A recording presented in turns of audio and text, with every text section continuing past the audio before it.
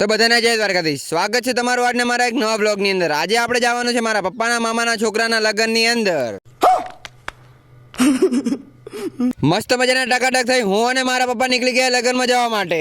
લગ્નમાં જાવ એની પહેલા આપણે આવી ગયા અમારી કુલદેવી માતાજીના દર્શન કરવા માટે મંદિરે દર્શન કરવા માટે આવ્યા હતા। એટલે મેં કરીને નાખો ચોટલો, અને કેવો ચોટલો લાગે છે બધા કોમેન્ટ કરજો। आप मनुष्य लग रहे हो, मत करो, रहने दो। ત્યારબાદ અમે કાકા બાપાના પોરિયા રવાના થઈ ગયા છે લગ્ન ની અંદર લાડવા ખાવા માટે। ફાઇનલી આપણે પહોંચી ગયા લગ્ન ની અંદર ને લગ્ન ને જતા પહેલા તો આપણને મળી ગયા આપણે થોડાક નિશાળના ભાઈબંધુ। ફાઇનલી જે કામ કરવા માટે આવ્યા હતા એ કામ કરવામાં શરમ રખાય નહીં, એટલે સૌથી પહેલા થાળી ઉઠાઈને અમે બેસી ગયા જમવા માટે।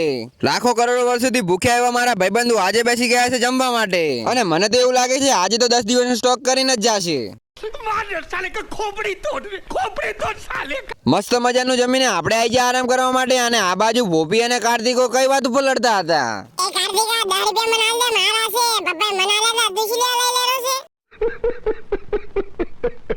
અને આ બાજુ ચોટલો લખવાનું ચાલુ હતું, પણ તમને તો ખબર છે કે મારે એને ચોટલો લખાવવાને કોઈ લેવા દેવા છે નહીં।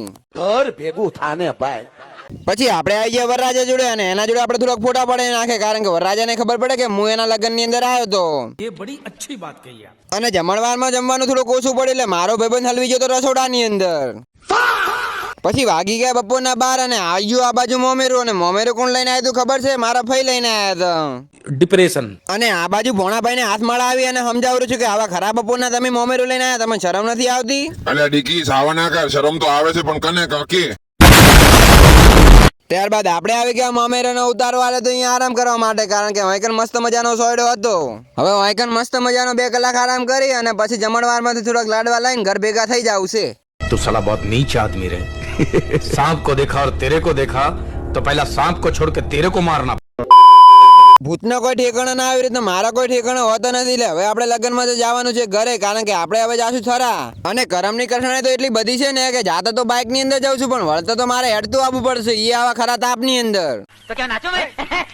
હારું હેડો, મળું તમને કાલના એક નવા બ્લોગ સાથે। ત્યાં સુધી બધાને બાય બાય। અને આજનો બ્લોગ તમને કેવો લાગે બધા કોમેન્ટ કરજો।